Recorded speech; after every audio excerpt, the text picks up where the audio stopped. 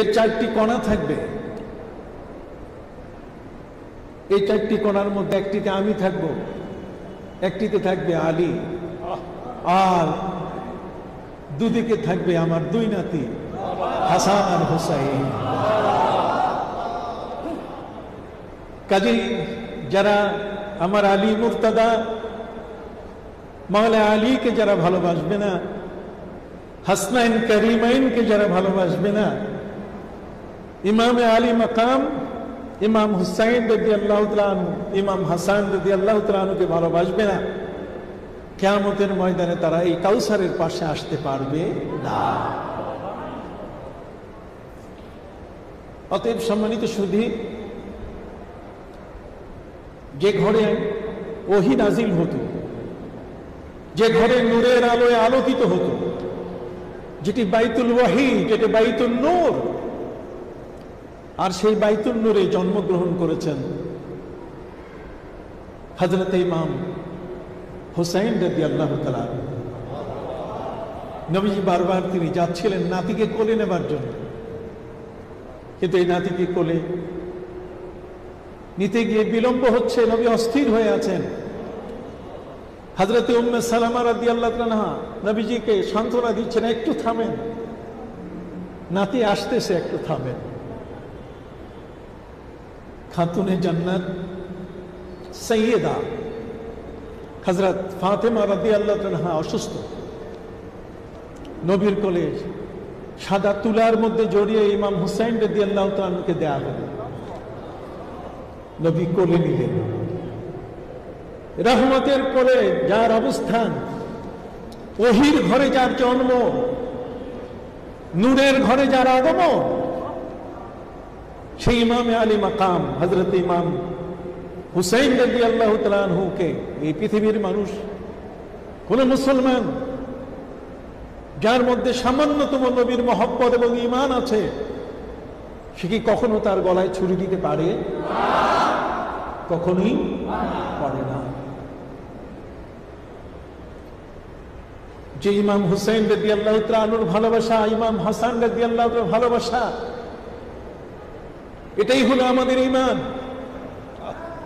হযরত ইমাম হুসাইন রাদিয়াল্লাহু তাআলা আনহু যে দ্বীন তিনি কায়েম করেছেন, সেই দ্বীনই দ্বীন। শাহ হস্তে হুসাইন, পাদশাহ হস্তে হুসাইন, दीन हस्ते हुसैन, दीन पाना हस्ते हुसैन, सिरदाद ना दादे दस्ते दर यजीद, हक्का के ला इलाहा बिनाए ला इलाहा इल्लल्लाह हस्ते हुसैन।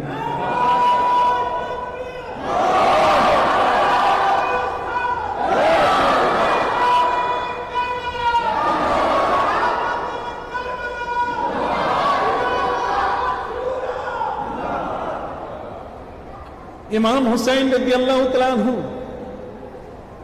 জগতের মধ্যে তিনি তশরিফ এনেছেন। আমার নবীজির কোলে লালিত হচ্ছিলেন, কিন্তু মায়ের বুকে পর্যাপ্ত পরিমাণ দুধ নেই, খাবার নেই। ইমাম হুসাইন রাদিয়াল্লাহু তাআলা আনহু এক্সট্রিম প্রিম্যাচুইট তিনি জন্ম নিয়েছেন। এখনো আরো কিছুদিন মায়ের গর্ভে থাকার কথা। জন্ম নেওয়ার পরে হযরত ইমাম হুসাইন রাদিয়াল্লাহু তাআলা তিনি মায়ের বুকের দুধ পাচ্ছিলেন না, এই জন্য তার বাঁচা বড় ধায় হয়েছে। আমার প্রিয় নবী সাল্লাল্লাহু আলাইহি ওয়াসাল্লাম তার শাহাদাত আঙ্গুলি মুখে দেওয়ার সাথে সাথে আর 2 দিন ইমাম হুসাইনের দুধের প্রয়োজন হতো না। فنبت لحم الحسين من لحم رسول الله صلى الله عليه وسلم وقال النبي صلى الله عليه وسلم وحسين مني وانا منه। আমার নবী হযরত ইমাম হুসাইন রাদিয়াল্লাহু তাআলা আনহুর মুখের মধ্যে যখন তিনি শাহাদাতি আঙ্গুলি যখন ধরতেন, ফায়ামুসু মাসসাতাইন ফায়াকফি লাহু ইয়াওমাইন, একদিন একটু মুহূর্ত নবীজির আঙ্গুল মোবারক চুষলে আর 2 দিনের খাবার প্রয়োজন হতো না।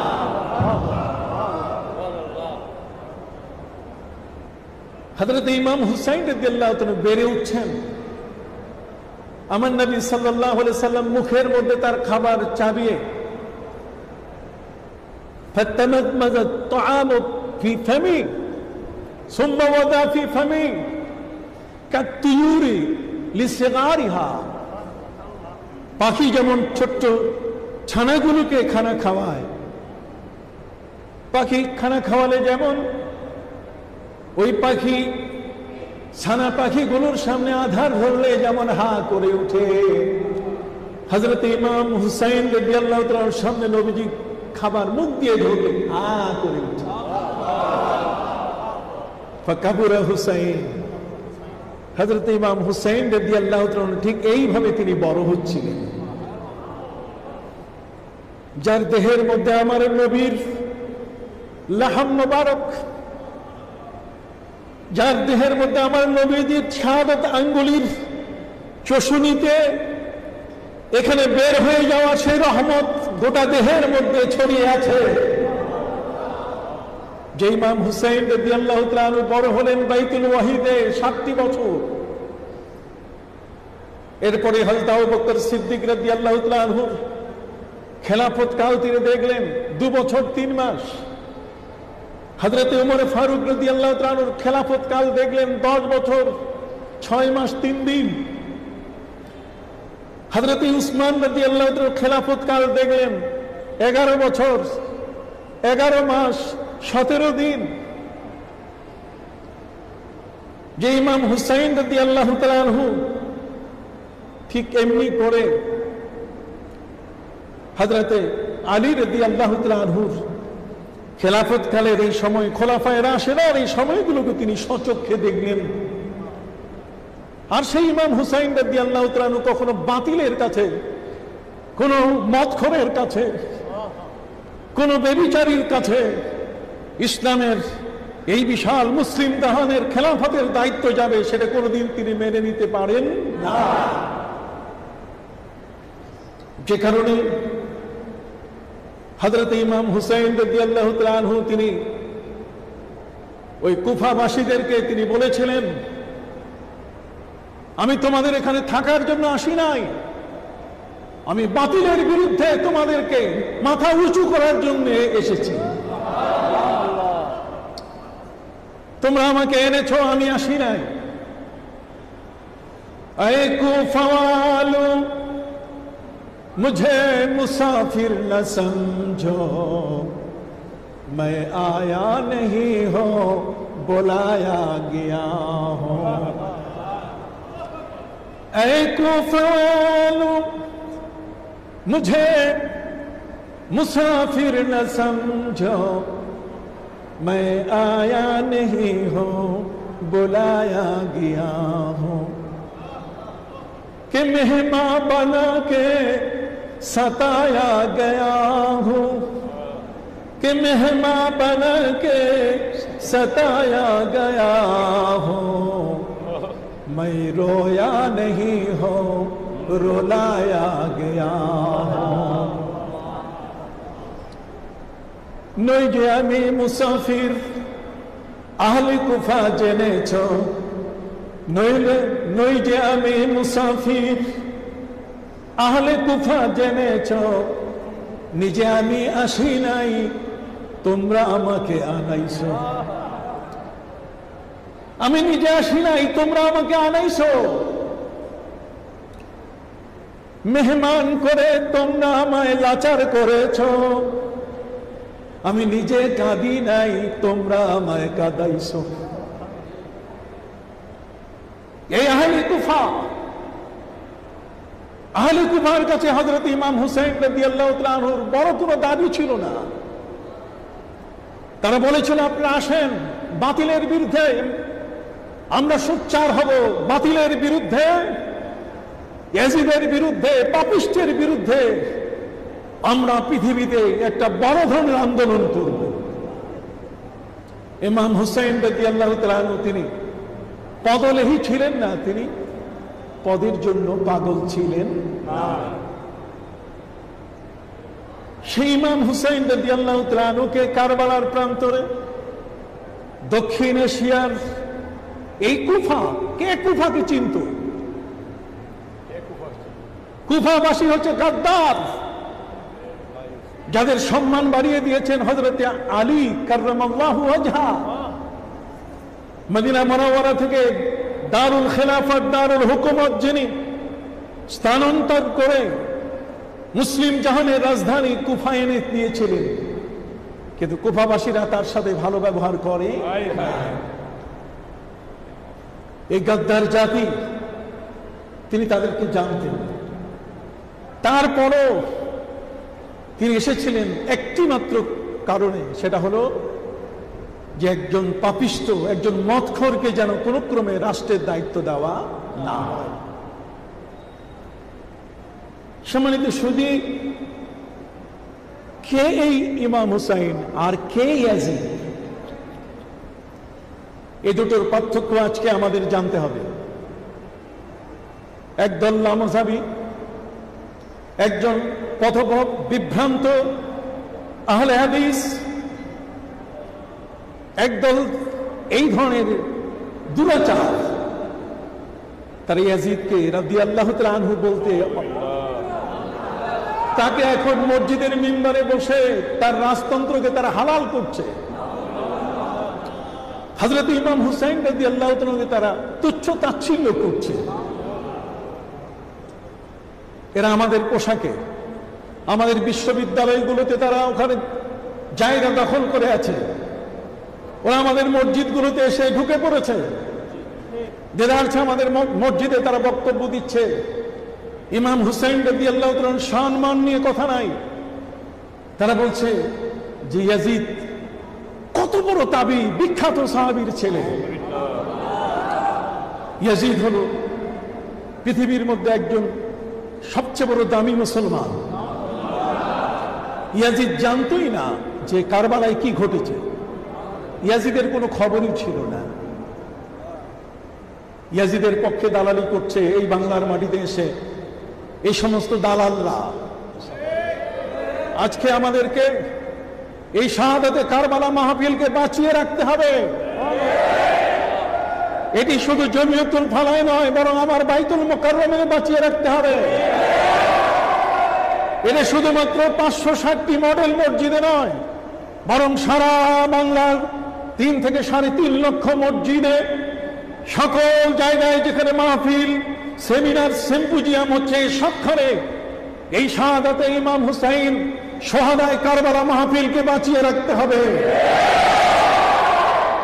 বাতিলদের দৌরাত্ম্য দিন দিন বেড়ে চলেছে।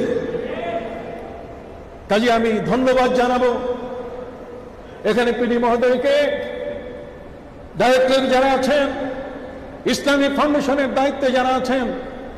আমি গভর্নর আপনাদেরকে বলে যাচ্ছি, অনুরোধ করে যাচ্ছি, এই মাহফিলটির ধারাবাহিকতা যেন ঠিক থাকে। ইসলামী ফাউন্ডেশনে যদি কোথাও অনুমতি নিতে হয় আমি নিয়ে দিব, আমি নিয়ে দিব।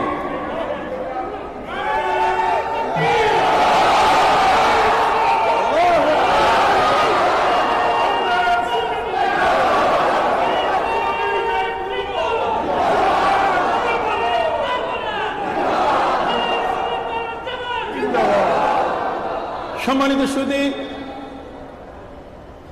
বঙ্গবন্ধু শেখ মুজিবুর রহমান স্বাধীন বাংলাদেশের স্থপতি, ইসলামী ফাউন্ডেশনের সাথে তিনি বাইতুল মুকাররম মসজিদকে যোগ করেছেন। এই জমিয়তুল ফালাহ মসজিদকে মুসল্লি পরিষদ থেকে এটাকে ইসলামী ফাউন্ডেশনের কাছে ন্যস্ত করা হয়েছে। আন্দর কেল্লা মসজিদ যখন আরাকানিরা এই চিটাগাং চট্টগ্রামের উপরে দখলদারিত্ব বসায়, এখানে মগ এবং পর্তুগিজদের যখন লুণ্ঠনের জায়গায় পরিণত হয়, তখন শায়েস্তা খানের ছেলে উমেদ খাঁ, এই বুজুর্গ উমেদ খাঁ, তিনি এই চট্টগ্রামকে জয় করেন আরাকানিদের হাত থেকে জয় করে। তখন সম্রাট আওরঙ্গজেবের রাজত্ব চলছিল। সম্রাট আওরঙ্গজেব, তার কাছে যখন খবর পৌঁছানো হলো যেই চট্টগ্রাম এটা এমন একটি জায়গা, এই জায়গা দিয়ে সাহাবায়ে কেরাম চীনে যাতায়াত করতেন। আরব থেকে সাহাবায়ে কেরাম বণিক দল তারা এই সীতাগঞ্জ, এই চট্টগ্রাম হয়ে, সিলেট হয়ে তারা চীনে যাতায়াত করতেন। অতএব এই জায়গাটি এখন মুসলমানের হাতে চলে এসেছে। তখন তিনি সম্রাট আওরঙ্গজেব এর নাম দেন ইসলামাবাদ। এই চট্টগ্রামের নাম ছিল কি? ইসলামাবাদ। সুবহানাল্লাহ। আমি ইতিহাস বলে যাই, এই মসজিদ কেন? জাতির জনক বঙ্গবন্ধু শেখ মুজিবুর রহমান মসজিদকে কেন্দ্র করে, মাননীয় প্রধানমন্ত্রী মসজিদকে কেন্দ্র করে ইসলামের প্রচার এবং প্রসারের ব্যবস্থা করেছেন। অতএব এখানে যদি শাহাদাতে কারবালার মাহফিল হয়, মাননীয় প্রধানমন্ত্রী জননেত্রী শেখ হাসিনা কোনোদিন এটা বন্ধ করতে দিবেন না। কথা কি বুঝতে পারছেন? সম্মানিত সুধী, সেই বুজুর্গ উমেদ খানের এই চট্টগ্রাম ইসলামাবাদের ঐতিহ্য এবং এর বিজয়টাকে ধরে রাখতে আন্দরকিল্লা শাহী জামে মসজিদ প্রতিষ্ঠা করা হয়েছে। কথা বুঝতে পারছেন? আন্দরকিল্লা, যে কারণে ইসলামী ফাউন্ডেশন বাংলাদেশের 4টি মসজিদ নিজেদের তদারকিতে রেখেছে। একটি হলো বাইতুল মোকাররম জাতীয় মসজিদ, জমিয়তুল ফালাহ মসজিদ, আন্দরকিল্লা শাহী জামে মসজিদ আর রাজশাহীর হেতেম খাঁ জামে মসজিদ। এই 4টি মসজিদ কাজী ইসলামের প্রচার এবং প্রসার এর মাধ্যমেই হবে। অতএব আমি এখানে যারা দায়িত্বে আছেন ইসলামী ফাউন্ডেশনের, তাদেরকে অনুরোধ করব, শাহাদাতে কারবালার পরিচালনা পর্ষদ যখনই আপনাদের কাছে অনুমতি নিতে আসবে, তখন আপনারা বিষয়গুলোকে সহজভাবে দিয়ে দিবেন, কোনো কঠিন প্রসেসিং নেবেন না।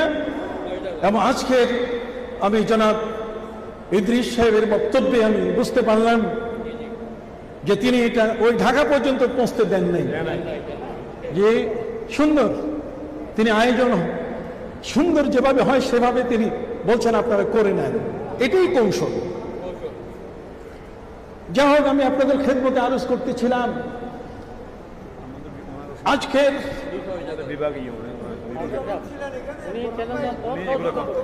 উনি এগুলো করতেন। ঠিক আছে, বুরহান সাহেব।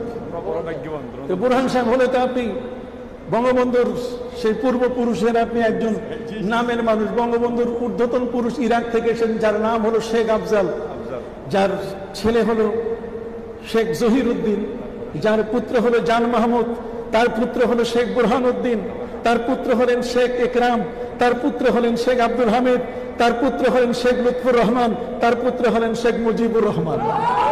কথা বুঝতে পারছি? সম্মানিত সুধী, কাজে সেই হিসাবে আপনি বাদ পড়েননি, ভালো কোচগুলো কি করবে। তবে ইদ্রিস সাহেবকে বাদ করেছে তা কিন্তু না। ইদ্রিস সাহেব এমন যার সম্পর্কে পবিত্র কোরআন মাজিদে আল্লাহ তাআলা বলেছেন, ওয়া রাফা'নাহু মাকানান আলিয়্যা। আমি নবী ইদ্রিসকে আমি মাকানে আলী দিয়েছি, জান্নাতে প্রবেশ করার সুযোগ করে দিয়েছি। কাজে সেই হিসাবে সেই সুযোগটি সবসময় তিনি গ্রহণ করবেন বলে আমি আশাবাদী। যাই হোক, সম্মানিত সুধী, যে কথাটি বলছি, খুব সংক্ষিপ্ত সময় আমাকে আবার ঢাকা ফিরতে হবে। আমি আপনাদের খেদমতে বিনয়ের সাথে আরজ করতে চাই, এই দুটো বংশের পরিচয় না জানা পর্যন্ত শাহাদাতে কারবালাকে মূল্যায়ন করা যাবে না। হযরত ইমাম হুসাইন রাদিয়াল্লাহু তাআলা কে, তার পরিচয় কি? ইয়াজিদ এবং তার পরিচয়। ইমাম হুসাইন রাদিয়াল্লাহু তাআলার দাদা এবং নানা, দাদি এবং নানি কারা? তার শ্রদ্ধাভাজন পিতা এবং ওই বংশের মহান ঊর্ধ্বতন ব্যক্তি কারা? আমরা যদি বিশ্লেষণে নিয়ে আসি, মারাজাল বাহরাইনি ইয়ালতাকিয়ান বাইনাহুমা বারযাকুন লা ইয়াবগিয়ান ফাবিআইয়ি আলাই রাব্বিকুমা তুকাযযিবান يخرج منهما اللؤلؤ والمرجان فبأي آلاء ربكما تكذبان يخرج منهما দুই সমুদ্র, এক হচ্ছে হযরত আলী রাদিয়াল্লাহু তাআলা শেরে খোদা,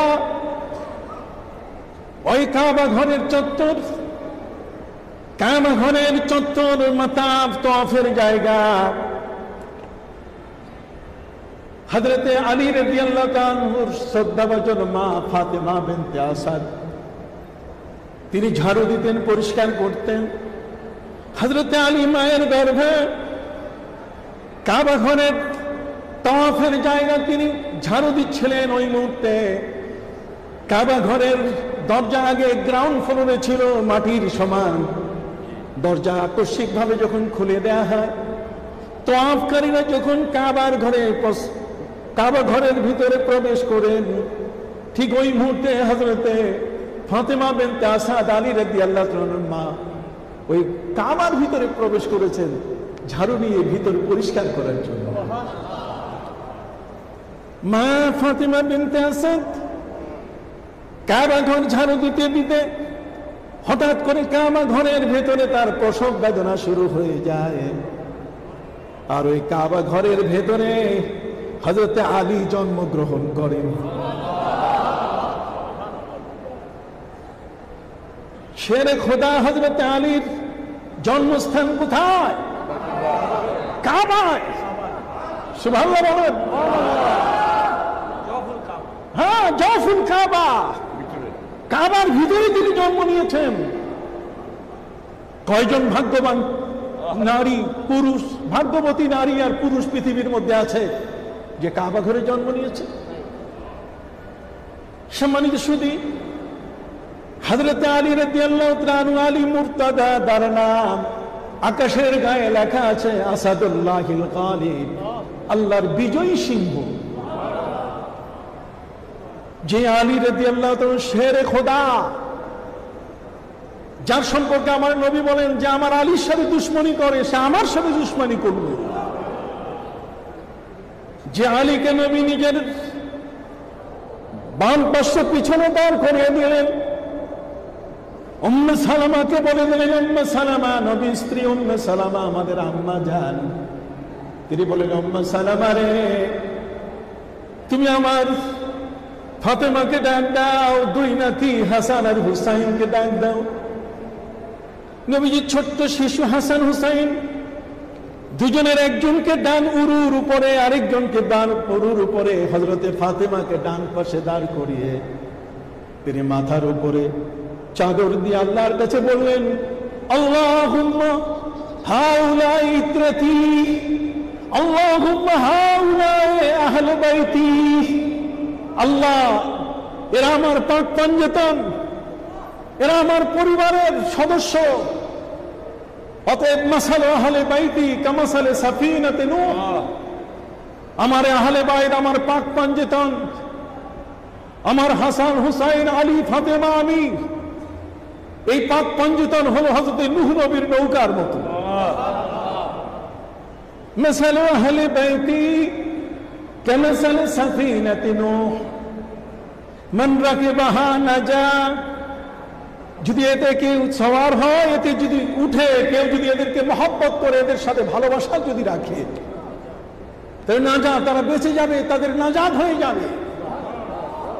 এদের ভালোবাসা সম্পর্কে আমার নবী বলেন, মান মাতা আলা হুব্বে আলে মুহাম্মাদিন মাতা শাহীদা, মান মাতা আলা হুব্বে আলে মুহাম্মাদিন মাতা মাগফুরা, মান মাতা আলা আলে হুব্বে মুহাম্মাদিন মাতা তাইবা।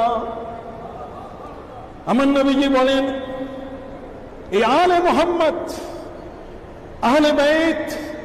আহলে বাইতকে যদি ভালোবেসে কেউ মৃত্যুবরণ করে, তাহলে তার মৃত্যু হবে শাহাদাতের মৃত্যু। ভাইরা আমার,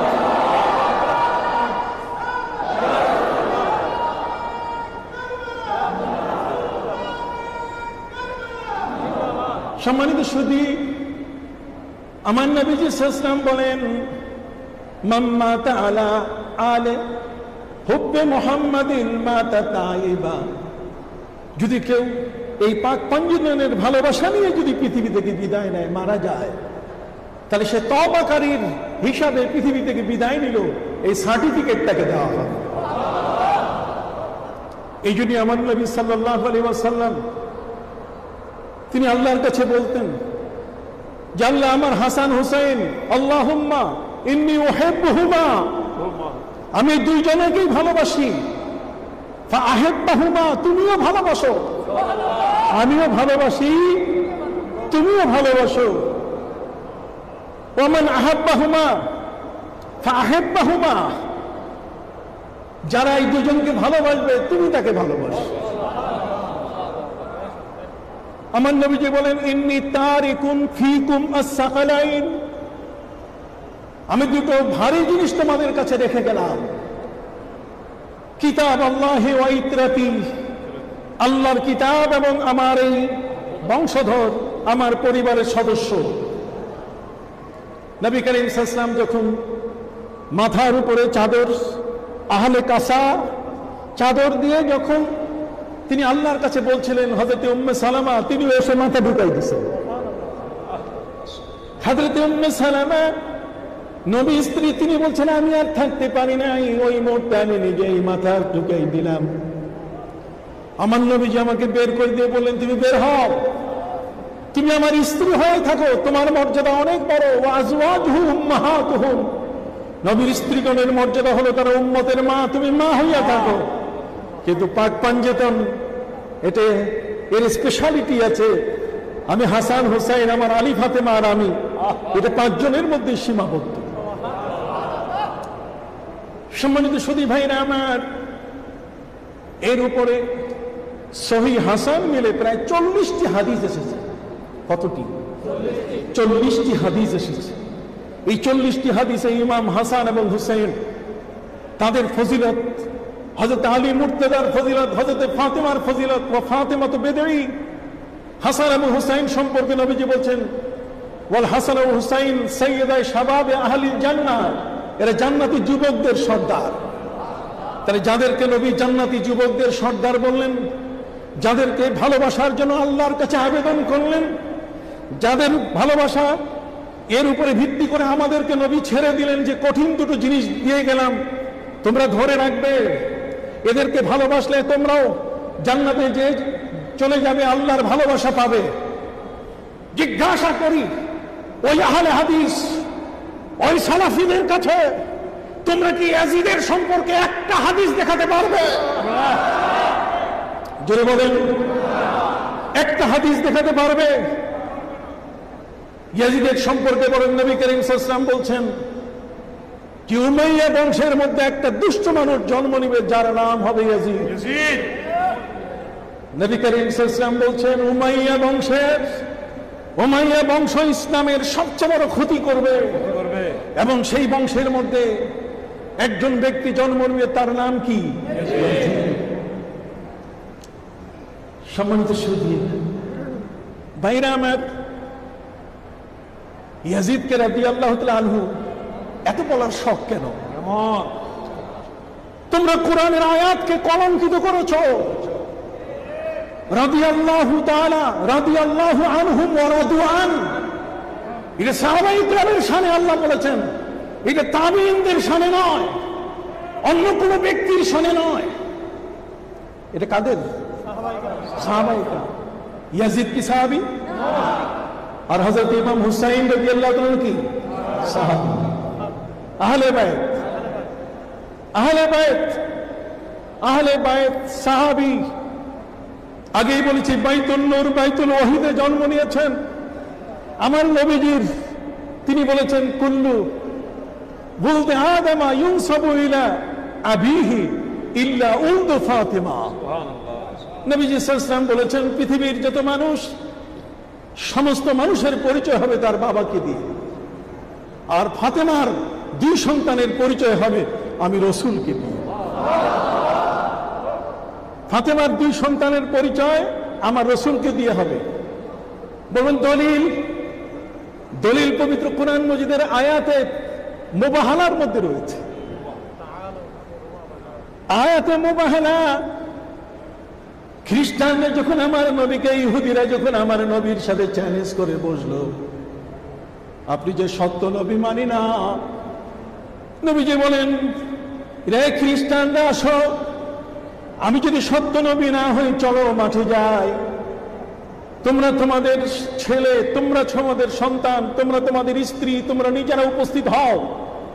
আমি আমার ছেলে, আমি আমার সন্তানদেরকে, আমি আমার স্ত্রীদেরকে, আমি আমাকে উপস্থিত করে যার যার সন্তানের মাথার উপরে হাত দিয়ে কিরা কাটব, যে মিচ্ছুক হবে তার উপরে আল্লাহর গজব আসবে।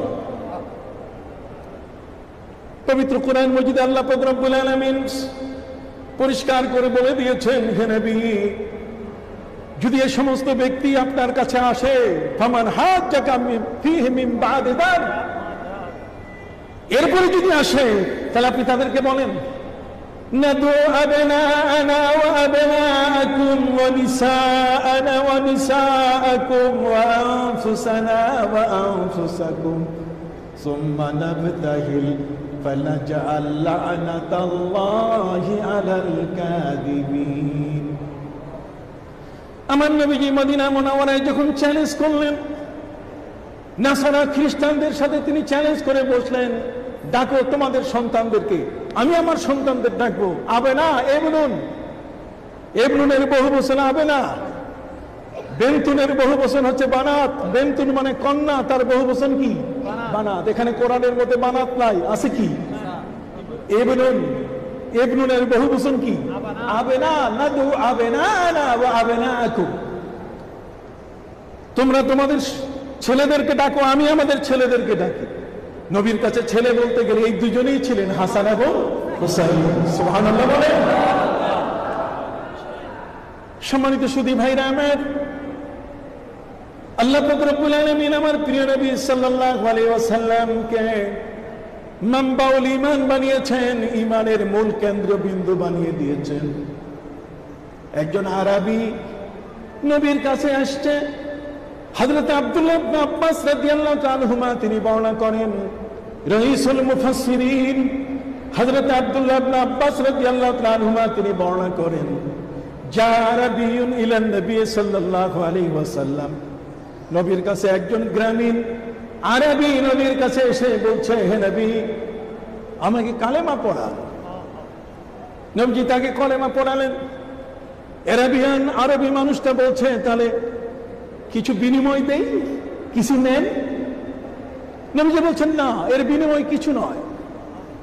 তাহলে বিনিময় কি?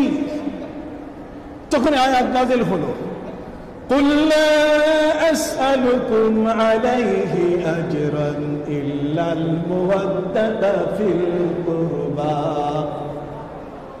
হে নবী বলে দেন, আমি তোমাদের কাছে কোনো বিনিময় চাই না। ইন আজরিয়া ইল্লা আলাল্লাহ, বিনিময় দেওয়ার মালিক কে? আল্লাহ।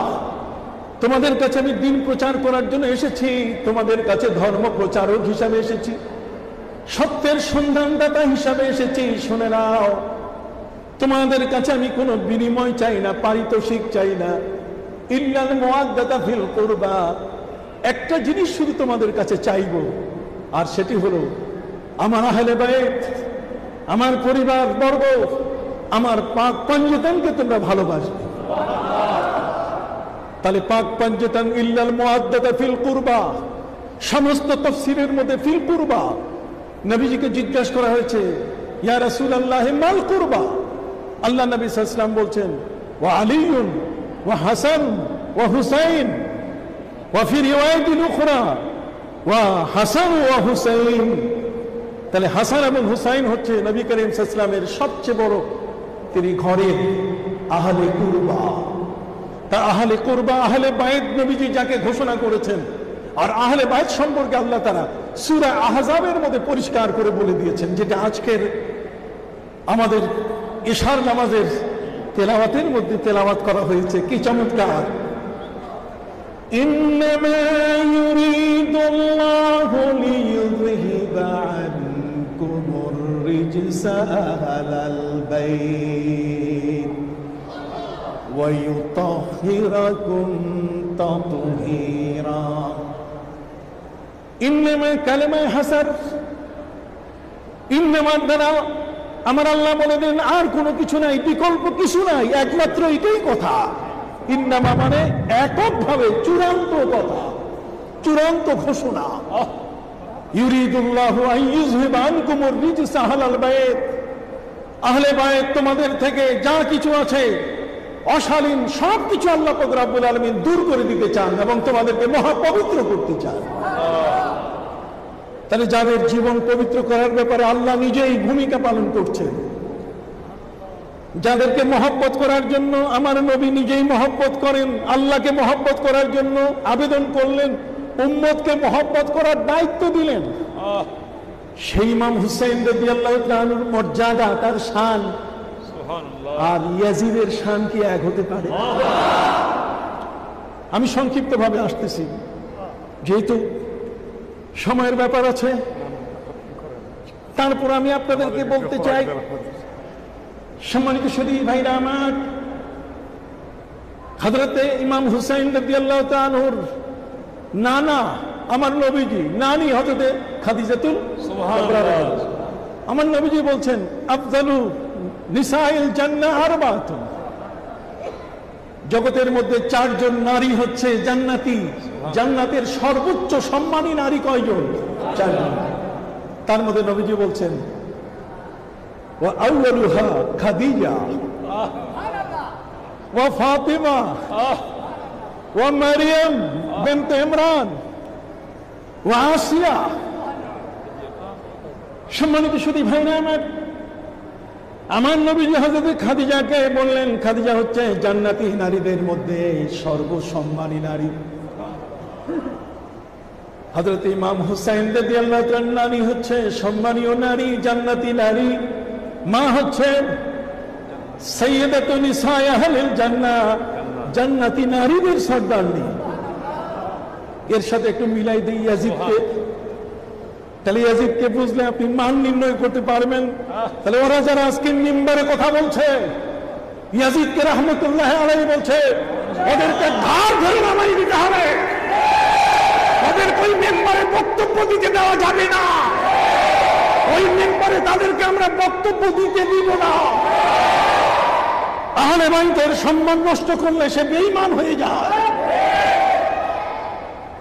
আয়াতে মুআদ্দা, আয়াতে মুবাহানা, আয়াতে তাতহিফ যাদের সম্মানে নাজিল হয়েছে, নবী যাদেরকে ভালোবাসতে বলেছেন, নবী যাদেরকে নিয়ে চ্যালেঞ্জ করেছেন, সেই ময়দানে খ্রিস্টানরা বলছে আমাদের 3 দিন সময় দেন, আমরা আমাদের পাদ্রীদের সাথে বুঝি, আমাদের ফাদারদের সাথে বুঝি, আমাদের পাপ্পা আমাদের পোপদের সাথে বুঝি।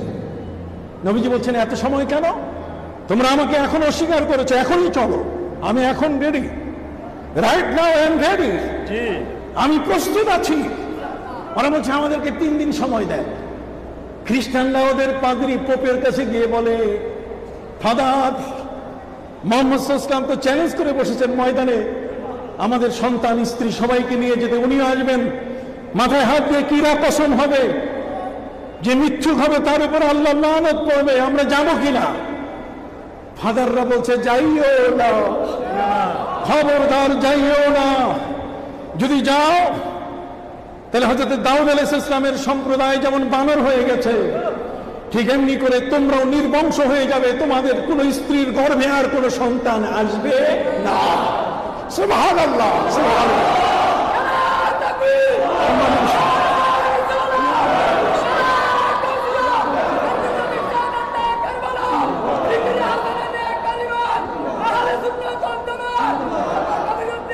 হাজরিন, এর আগে তো আমরা এসেছিলাম, তখন ছিল দাঁড়াইয়া দাঁড়াইয়া বক্তব্য, তখন মজলিস ছিল অনেক বড়।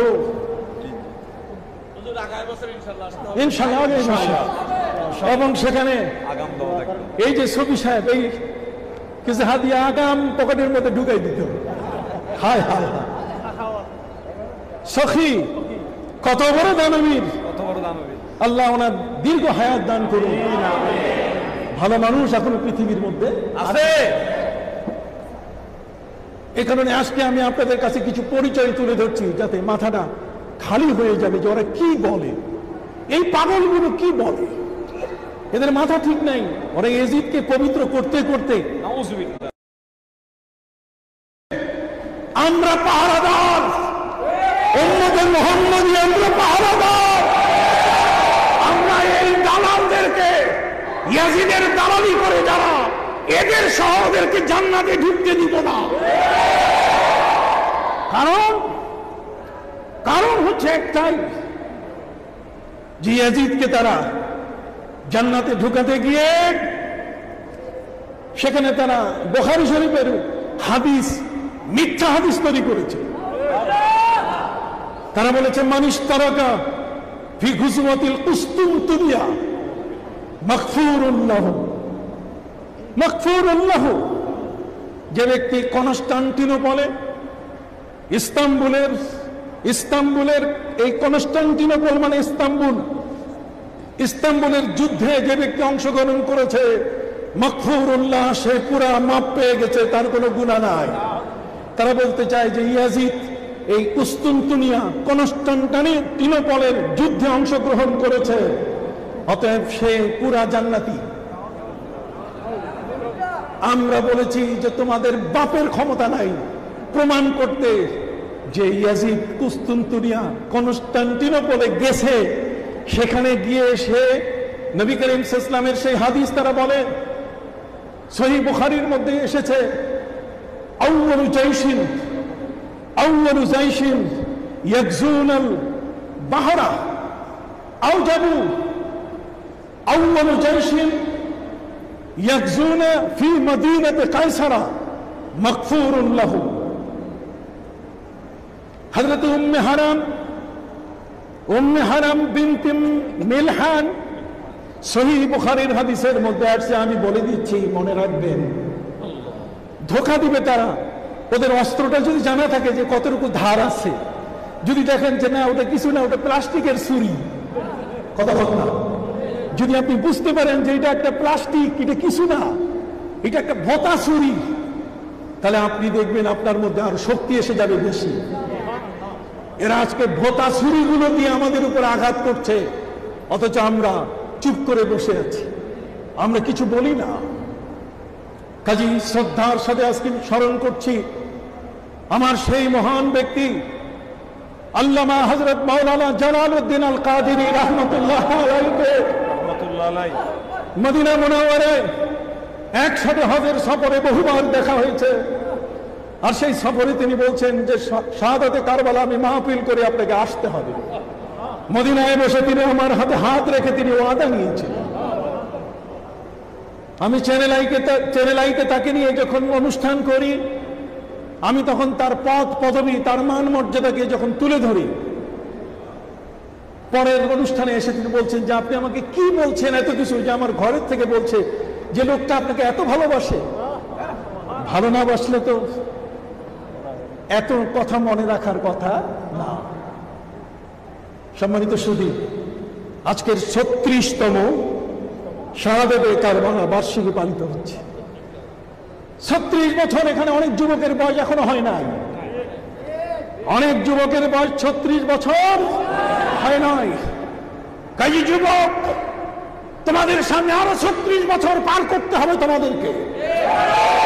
শাহাদাতে কারবালা শুধু এই জমিয়তুল ফালাহ মসজিদের ভিতরে ঢুকিয়ে রাখা যাবে না, এটাকে ছড়িয়ে দিতে হবে। আমি এর উপরে 650 পৃষ্ঠার বই লিখেছি, শাহাদাতে ইমাম হুসাইন এবং শুহাদায়ে কারবালা, 650 পৃষ্ঠার উপরে বই লিখেছি। এই বই আমি আপনাদেরকে দিয়ে দিব। এরা কোথায় কোথায় বেদাত বলে। আমি গত পরশু বেদাতের অপব্যাখ্যা নামে 350 পৃষ্ঠার একটি বই আমি লেখা শেষ করেছি। আপনার বইটি পেলে আপনি বুঝতে পারবেন যে বেদাত কাকে বলে। ওরা যারা যেটাকে বেদাত বলছে, এটা বেদাত আসলে বেদাত না। যদি এটা বেদাতই হয়, যারা কুরবানির চামড়া টানা, এটা মহাবেদাত। এটা নাই, কোনো কেতাবে নাই। নবীর যুগে কেউ, সাহাবী সহ নবী সহ কেউ যে কুরবানির চামড়া টানে নাই। কথা বলেন না, আরো বহু কথা আছে। আমার ওই বইটি পড়লে আপনি বুঝতে পারবেন কি করব। আমি হচ্ছে প্রতিবাদী কণ্ঠস্বর। আল্লাহ আমাকে যত দিন বেঁচে রাখবেন, আমি যেন সুন্নিয়তের পক্ষে